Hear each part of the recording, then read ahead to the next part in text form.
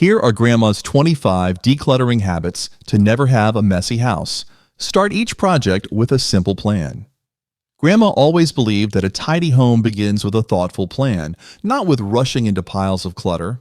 Before touching a single drawer or shelf, grab a notebook and outline what you want to accomplish for the day, whether it's clearing one closet, sorting papers, or tackling the kitchen. Write down the steps in order, from removing items to reorganizing and cleaning. Setting a small, achievable goal keeps energy focused and prevents overwhelm. Divide the project into 20 to 30-minute sessions with breaks in between, especially for older adults who may tire easily. Use sticky notes to label boxes for keep, donate, and discard before starting so decisions stay simple. Having a written plan also gives a sense of progress once each section is checked off. For extra motivation, play soft music or open windows to fresh air. It creates a calm environment that helps you stay steady and focused throughout the decluttering process. Work one room at a time. Trying to declutter an entire home all at once can feel exhausting, but focusing on one room at a time makes it manageable and satisfying. Begin by choosing the smallest or most frequently used space, like the entryway, bathroom, or kitchen. Set aside bins or boxes for sorting, one for items to keep, one for donations, and one for trash. Work in sections such as one drawer, one shelf, or one corner before moving on. This focused approach prevents spreading clutter from one area into another and helps track visible progress faster. Keep a trash bag nearby so you can discard waste immediately rather than moving it around. Once you finish a room, take a moment to vacuum, dust, or wipe surfaces for a sense of closure and reward. For consistency, schedule a specific day each week for another room to stay on track without burnout or backtracking. Celebrate each finished room with a well-earned rest afterward. Prioritize safety before decluttering. Did you know that most in-home accidents among seniors occur from tripping over clutter or reaching too high during cleaning? Safety should always come first when starting any decluttering project. Begin by clearing wide walking paths and removing obstacles such as loose rugs, cords, or piles on the floor. Wear supportive shoes to avoid slips and use sturdy step stools instead of chairs when reaching for high shelves. Keep good lighting throughout the area. Bright, even light reduces the chance of missteps or bending accidents. Avoid overloading boxes or lifting items heavier than 10 pounds. Arrange furniture so you can move freely between spaces without bumping corners or sharp edges. As you sort, sit periodically to prevent fatigue and dizziness. If necessary, ask family or friends for help lifting or discarding bulky items. Before finishing, double-check floors for debris or small items that could cause falls. A clear, safe workspace ensures decluttering stays productive and injury-free every time. Remove broken or damaged items first. Grandma always said, if it's cracked, chipped, or torn, it's costing you space. The easiest way to start decluttering is by removing broken or damaged items first. Begin with obvious pieces, cracked dishes, wobbly furniture, torn linens, or old electronics that no longer work. Collect them into a single bin or garbage bag to prevent second-guessing later. Eliminating damaged items early clears visual clutter and helps reveal what truly needs attention next. For things that hold sentimental value, take a photo before discarding. It keeps the memory without keeping the mess. Check storage areas like garages, basements, or closets for forgotten items that have quietly deteriorated. Once collected, dispose of everything safely by sorting recyclable materials separately. This first pass of removal lightens the mental and physical load of cleaning. To stay consistent, make it a monthly habit to scan your home for small repairs or damaged goods before clutter grows again. Let go of duplicates and extras. Owning multiples of the same thing often clutters shelves faster than we realize. Begin by gathering similar items together, like towels, kitchen tools, mugs, or pens, and lay them out where you can see them all. Decide how many you actually use regularly, keeping only the best and most functional. Extras can go in a donation box for someone who needs them more. Duplicates take up valuable space that could otherwise stay open and peaceful. For clothing, limit similar items to a comfortable number, like 2 coats or 3 pairs of shoes per season. Reducing repetition makes organizing easier and drawers lighter. Once you've chosen what to keep, arrange the remaining items neatly by color, size, or frequency of use. This visual order helps avoid repurchasing what you already own. As a lasting habit, review one category each month to ensure duplicates don't slowly return and undo your hard work over time. Use the 4-box sorting method. One of the simplest ways to organize during a decluttering session is by using the 4-box method. Grab 4 large containers or boxes and label them clearly: keep, donate, trash, and relocate. Begin with a small area like a drawer or one shelf. As you handle each item, place it into one of the 4 boxes. No skipping or holding items for later. The keep box stays in the space, donate goes to charity, trash is for anything broken or expired, and relocate includes things that belong elsewhere in the house. This method keeps decision-making structured and fast, reducing fatigue and hesitation. Always empty the trash and donate boxes the same day so clutter doesn't sneak back in. For extra efficiency, place the boxes on a table or countertop instead of the floor to reduce bending and strain, especially if you're decluttering for long stretches at a time. Label containers with clear, large text. Grandma's eyes aren't what they used to be, so she always writes labels in big, bold letters she can read at a glance. Labeling containers clearly helps identify contents quickly and avoids the need to dig through multiple bins. Use thick permanent markers or printed labels with large fonts. No cursive or faded ink. Labels should be placed on the front and top of boxes, baskets, or storage containers. Color coding or adding simple symbols like stars or dots can also help those with limited vision. Choose containers with clear fronts or windows when possible so you can see inside without opening them. Relabel whenever contents change to avoid confusion later. Keep a sheet of extra labels and a marker in your organizing kit so you can make updates on the spot. For added support, stick labels at eye level on shelves so bending or reaching isn't necessary to identify what's inside.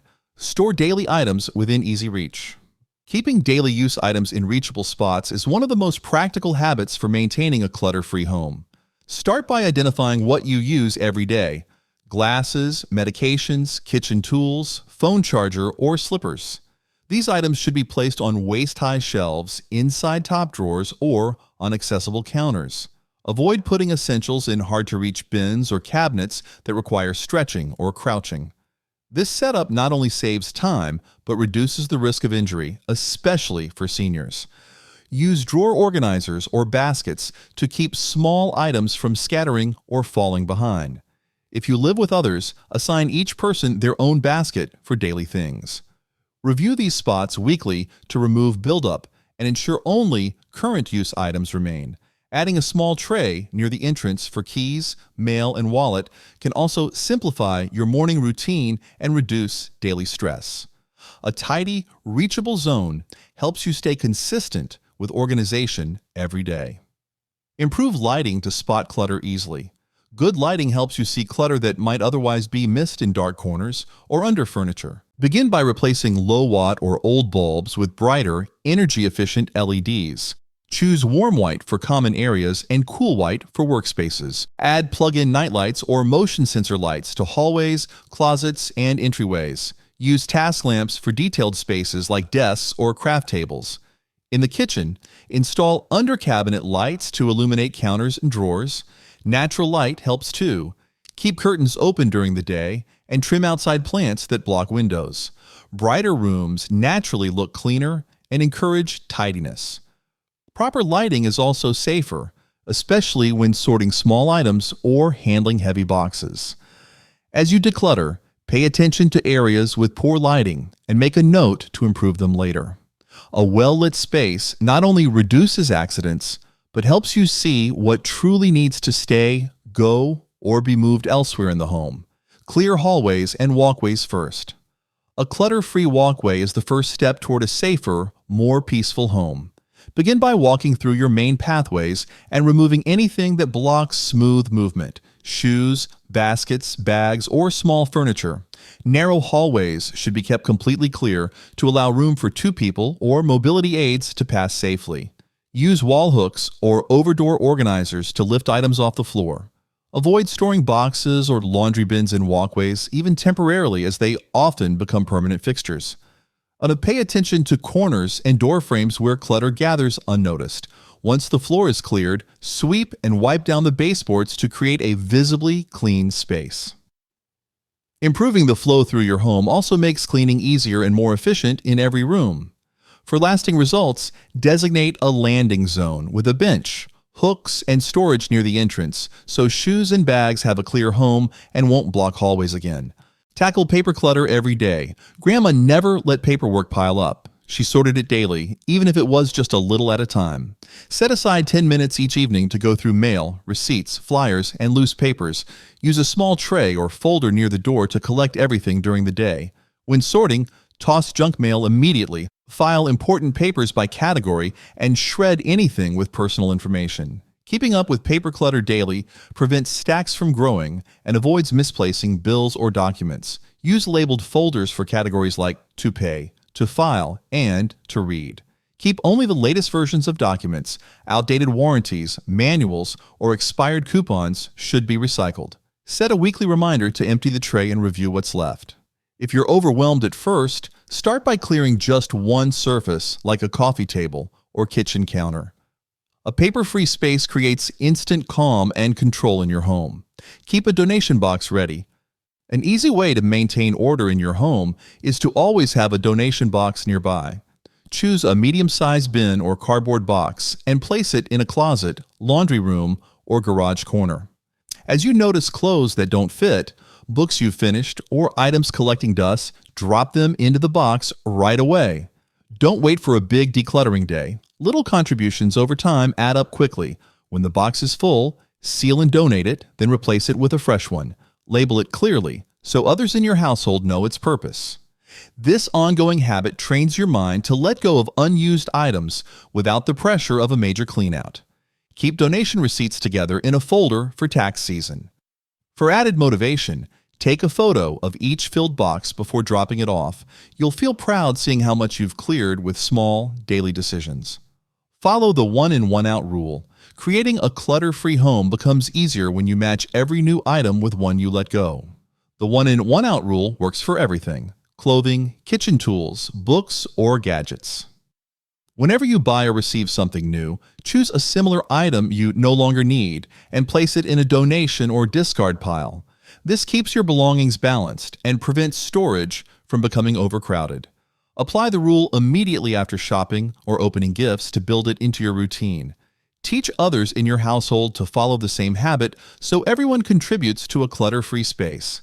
Keep a small basket near entryways or closets as a visible reminder. Over time, this mindful exchange makes you more selective about what you bring home. For best results, write the rule on a card and stick it to a cabinet or drawer as a gentle nudge toward daily organization and simplicity. Set a short decluttering timer. Did you know that setting a timer can boost focus and reduce procrastination, especially for cleaning tasks? The brain works better with short deadlines, making it easier to start and finish tasks without getting overwhelmed. Choose a timer, either digital, on your phone, or a kitchen timer, and set it for 10 to 25 minutes. Pick one small space, like a drawer, shelf, or a single box to work on. Focus only on that area until the timer goes off. When it rings, stop, even if you haven't finished.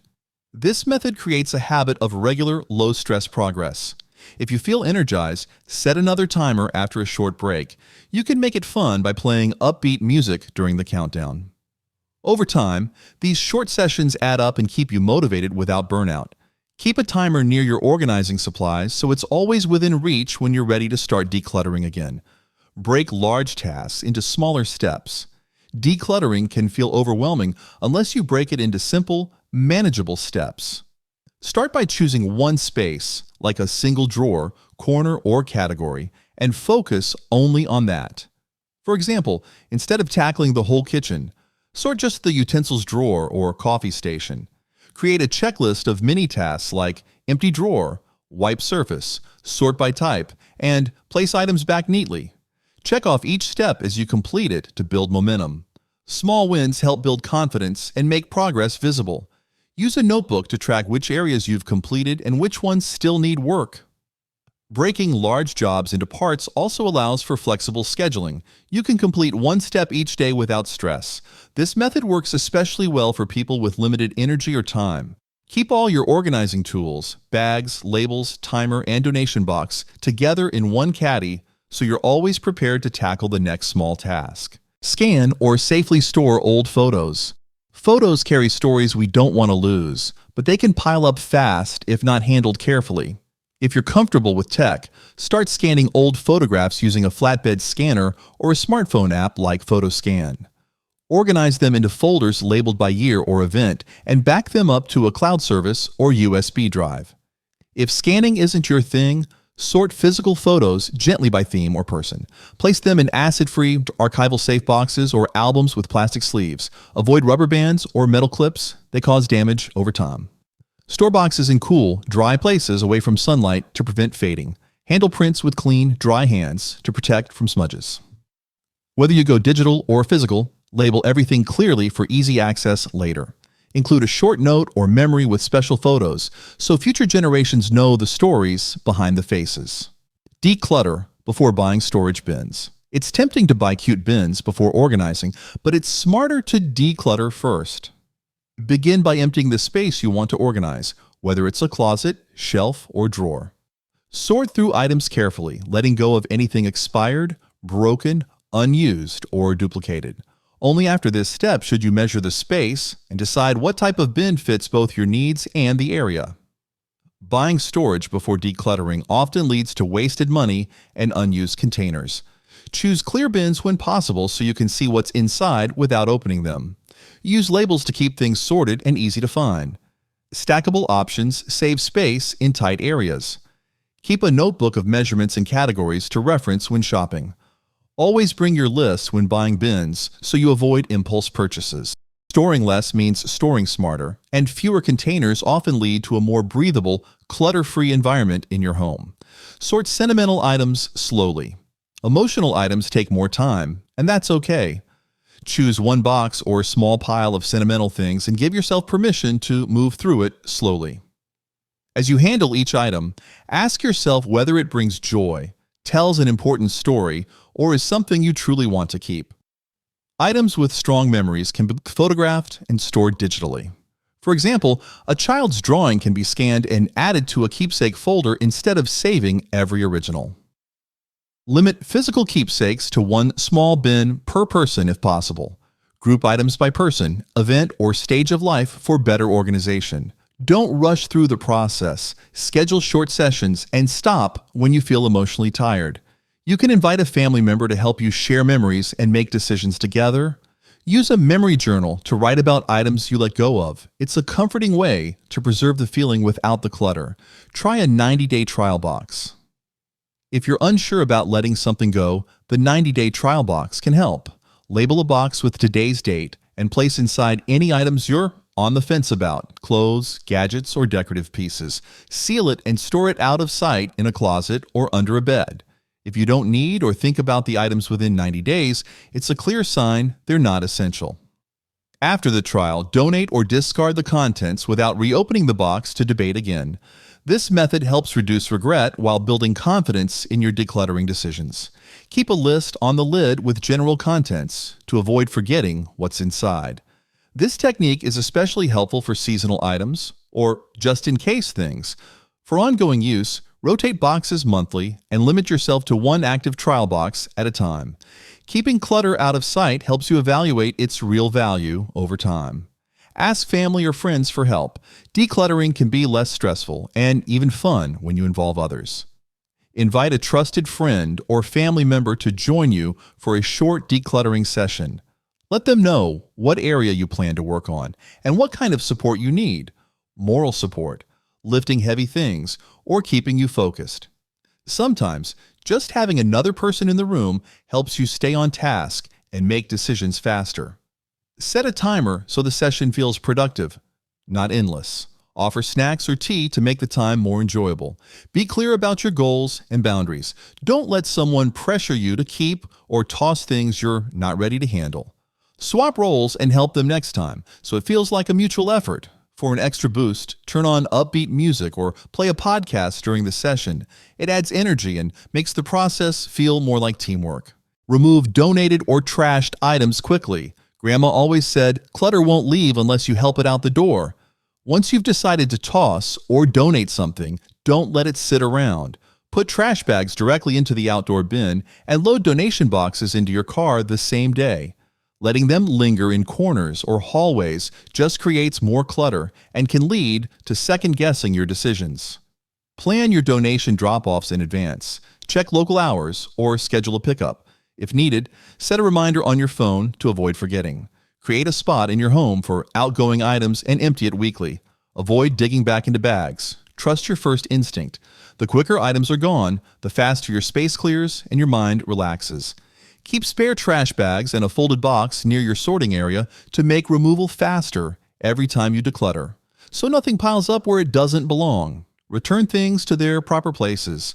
A tidy home stays that way when everything has a home and goes back to it. After using an item, whether it's scissors, a mug, or a notebook, take 10 seconds to return it to its designated spot. This tiny habit prevents clutter from building up and saves time searching for things later. Use baskets, labeled drawers, or hooks to make storage simple and obvious. Items you use often should be stored close to where you use them. For example, store remotes in a tray near the couch and keys on a hook by the door. It helps to do a quick reset at the end of each day, walk through rooms, and return stray items to where they belong.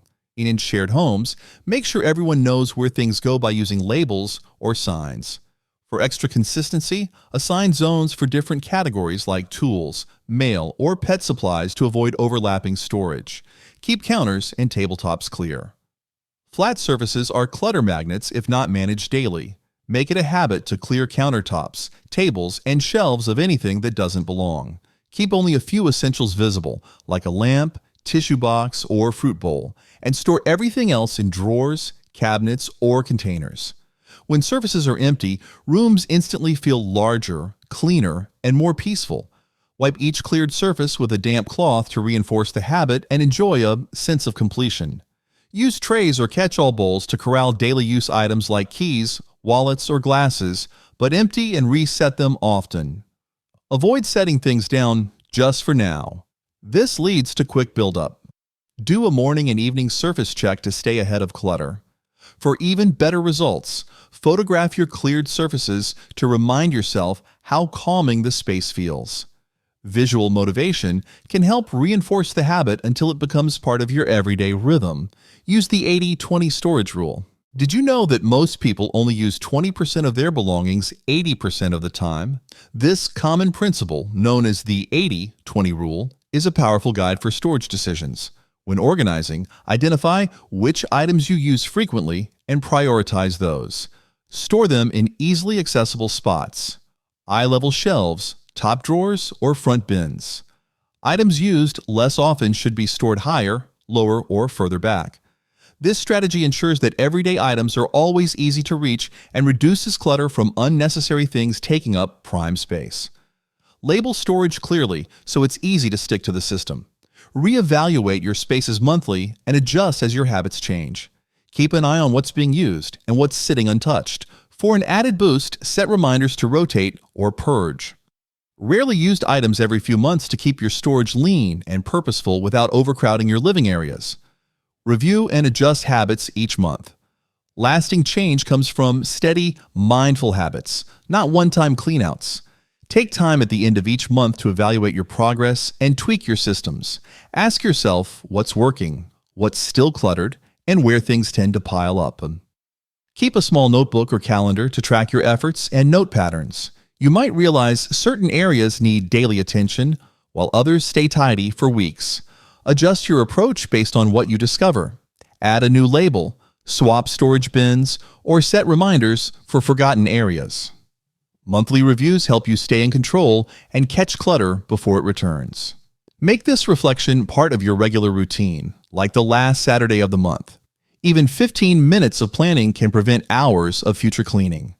For added motivation, reward yourself after each review with a relaxing activity, a fresh bouquet, or a small treat to celebrate your progress.